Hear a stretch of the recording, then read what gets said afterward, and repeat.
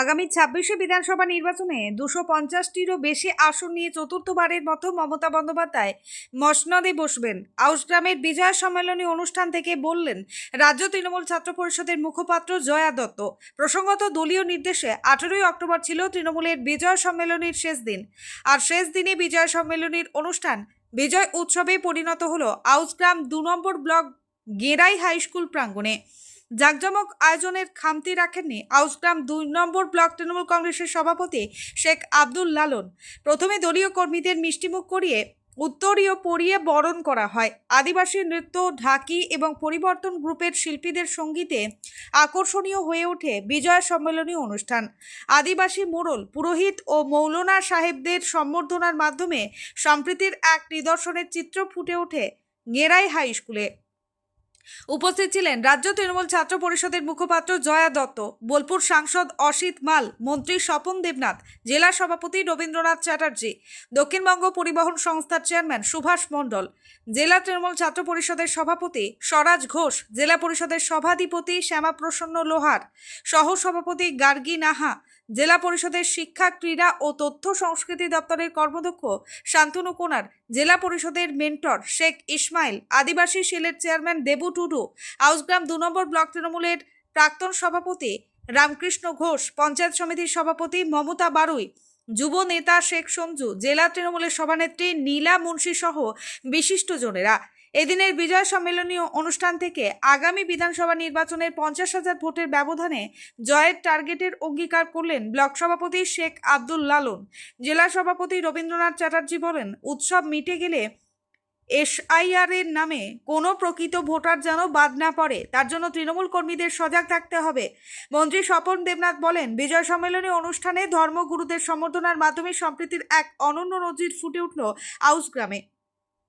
সাংসদ অসিত মাল আউশগ্রাম ২ নম্বর ব্লক তৃণমূলের সভাপতি শেখ আব্দুল লালনের সাংগঠনিক দক্ষতা ও জাঁকজমক বিজয় সম্মেলনীর ব্যবস্থাপনাকে প্রশংসা করেছেন। পূর্ব বর্ধমানের আউশগ্রাম থেকে শেখ মিলনের রিপোর্ট, ৭ দিন টিভি। এসেছি আমাদের লক্ষ্য একটাই, মানব ধর্ম পালন করব, মানুষকে সুখে দুঃখে রাখবো। তার মূল্যায়নে আমাদের বাঙালি সর্বোচ্চ সর্ব উচ্ছে যেটা মা দুর্গার পুজো, সেটা শেষ হয়েছে। তার সেই শুভ বিজয়ী শুভেচ্ছা, অভিনন্দন, ভালোবাসা আমরা তার সঙ্গে অগ্রিম যেটা জানাবো। এখন আমার মা তারা পুজো, মা কালী পুজো, দীপাবলি, ভাইফোঁটা, সেটাও এখন আমার পড়েছে, তাই সেটাও অগ্রিম সকলকে শুভেচ্ছা অভিনন্দন জানাই।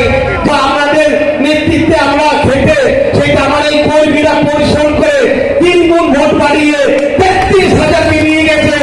তাই আমি আমার এই কর্মীদের নিয়ে আপনাদের কাছে অঙ্গীকার করছি, সামনে বিধানসভায় আমরা সেইটা আশা রাখি ৫০ থেকে ৬০,০০০ লিড আমরা দিতে পারবো।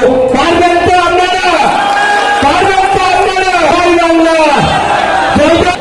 আমাদের রাজ্যের মাননীয় মুখ্যমন্ত্রী তিনি সবসময় সজাগ থাকেন। তিনি অনেক আগে ধরে আমাদের সজাগ করেছিলেন যে ভোটার লিস্টে কারচুপি করে এখানেও ভোটে দেওয়ার চেষ্টা হচ্ছে। সেই ব্যাপারে আমাদের সজাগ থাকতে হবে, আটকাতে হবে। পরবর্তীকালে দিল্লির জমিদাররা যত কুৎসা করেছে, 2016-তে 211 হয়েছে। দিল্লির জমিদার কুৎসা বাড়িয়েছে, 2021-এ 215। এবার 2026 আমি দায়িত্ব নিয়ে বলতে পারি 250টারও বেশি আসন নিয়ে মমতা ব্যানার্জি চতুর্থবারের জন্য বাংলার মুখ্যমন্ত্রী হয়ে শপথ গ্রহণ করবে। উদাহরণ তৈরি করলেন লালন যে একই মঞ্চেতে মুসলিম সম্প্রদায়ের যারা মৌলানা সাহেব আছেন, হাজি কিংবা আরো ধর্মগুরুরা আছেন, তেমনি হিন্দুদের পুরোহিতরা আছেন, আর আদিবাসীদের মাঝি কিংবা আরো যারা মোড়ল বাবা যাই বলুন না কেন, তাদের প্রতিনিধিদের একই মঞ্চে তিনি বিজয় সম্মেলনী করলেন। একদিকে কবিগুরু রবীন্দ্রনাথ, একদিকে বিদ্রোহী কবি নজরুল ইসলাম। গাড়ি সঙ্গে গান তিনি বলেছিলেন একই বৃন্তে দুটি কুসুম, হিন্দু মুসলমান। রবীন্দ্রনাথও অনেক কথা বলেছেন। তাদের একটা সম্প্রীতির নজির এখান থেকে তৈরি হলো। আর আমার এই ব্লক থেকে লালন দায়িত্ব থেকে 15,000-এরও বেশি ভোটে লিড দিয়েছে তৃণমূল কংগ্রেসকে।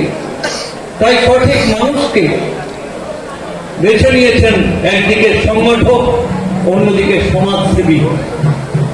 প্রত্যেকটা অনুষ্ঠানে যার দায়িত্ব এবং কর্তব্য কর্মী এবং সমর্থকদের সেখানে পৌঁছানো এবং সেই মিছিলগুলোকে সফল করে ফিরিয়ে নিয়ে এসে তাদের বাড়িতে পৌঁছানোর ব্যবস্থা করা, সেটা করছেন। অতএব একদিকে তিনি রাজনীতিবিদ, অন্যদিকে সমাজসেবী হিসাবে